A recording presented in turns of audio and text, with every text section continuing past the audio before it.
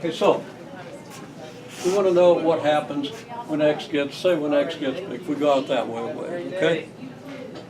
So I'm saying if we go out to 100, and 100, how far? That's 7.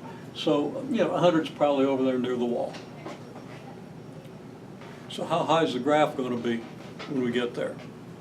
Well, 100 plus 5 is 105. That's pretty close to 100. 100 minus 2 is 98. That's pretty close to 100. 100 squared is 10,000. So this is 10,006. Okay? Which is pretty darn close to 10,000, right? So we've got like 100 times 100 times 10,000, 100 million. Okay? If 100's this big, 100 million, that's a little more than it, about 20 miles high.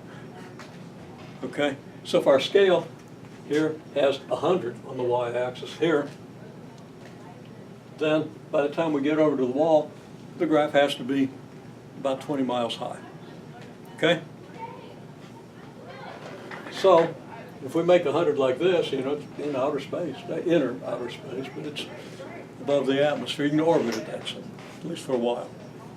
Be low Earth orbit and decay after a while. Stay up there a while. Okay.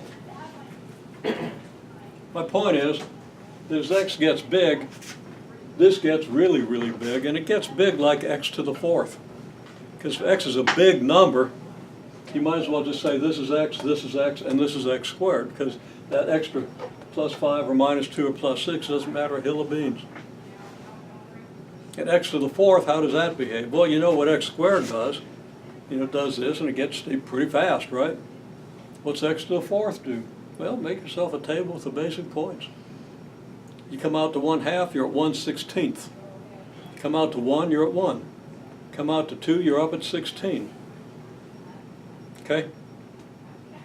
So you take your basic x to the 4th graph, and by the time x is 100, x to the 4th is 100 million. Okay? That's all we're saying.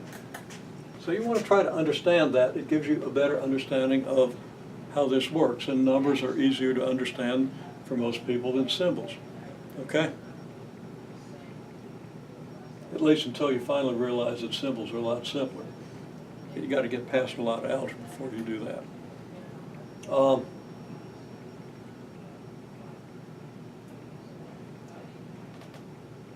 Okay, so what we conclude from that is that when x gets really big, this thing just takes off like this.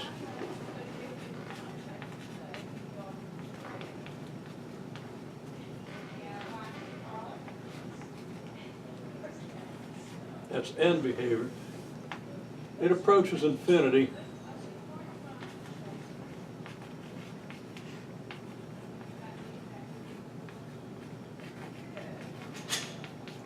More and more rapidly. Now, you can draw the same conclusion if you go a long ways here. Say you go to negative 100, right? Well, then what would your numbers be? Well, this would be about negative 100, this would be about negative 100, and this would be the square of negative 100, which is 10,000, right? Negative 100 times negative 100 is 10,000. Multiply that by 10,000, it's 100 million over here, too. A little different because of these numbers here, but not anything you could even visualize, okay? So the end behavior over here.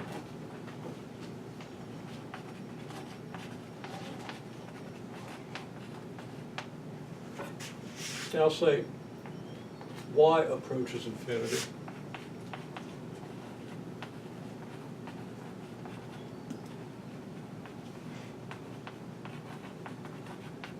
More and more rapidly. So now what's our graph look like? Well, I'll draw it over here. Okay, we got negative 5 here, we got 2 here. We know, just taking the essential parts of it, that we're negative here, positive here, positive here, and that we go up very rapidly.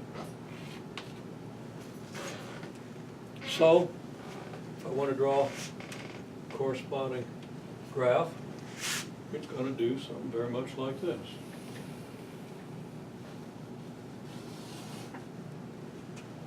Looks kind of like a parabola, but the shape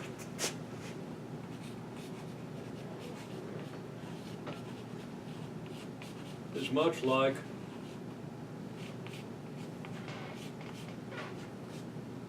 that of y equals x to the fourth.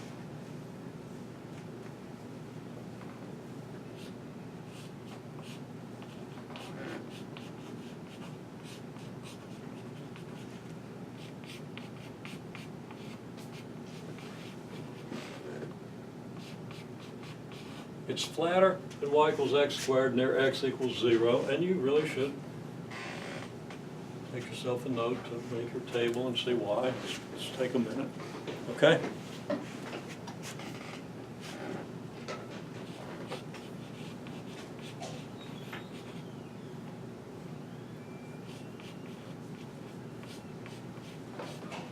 And if the absolute value of x is greater than 1, it's much steeper. Okay? So it's like a parabola, but it's kind of a flattened parabola and really steep on the sides.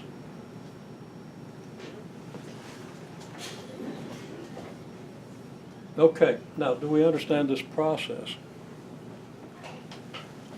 We just do the same thing for any function. Okay? So let me give you one to work out and let's see what you do with it.